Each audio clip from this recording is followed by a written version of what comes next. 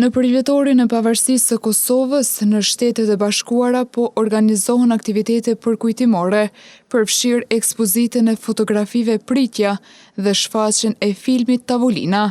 Edi Kastrati tregon më shumë detaje.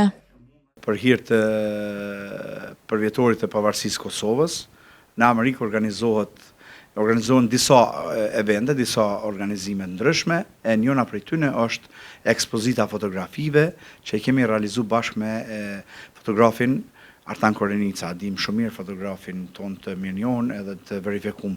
Aty janë disa nana, disa vëllezër, disa baballar, disa motra, disa fëmijë që i presin më të dashurit e tyre me moton pritja. Në mesin e fotografive është njëra prej fotografive nana Ferdonia Çerkezi në Tavolinë së bashku me 6 pjata duke i prit burrin dhe djemtë e saj. Në kuadër të kësaj ekspozite do të shfaqet edhe filmi i shkurtër artistik Tavolina me kohëzgjatje 13 minuta. Filmi pasqyron një ditë të zakonshme nga jeta e nënës Ferdonie Çerkezi dhe interpretohet nga Arta Muçaj.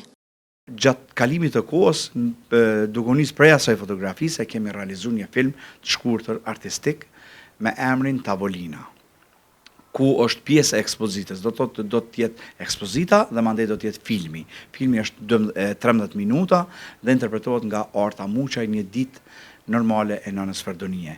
Ftesa për realizimin dhe prezantimin e këtij projekti ka ardhur nga Shtetet e Bashkuara të Amerikës, konkretisht nga Florida, Miami, ka bërë të ditur Edi Kastrati.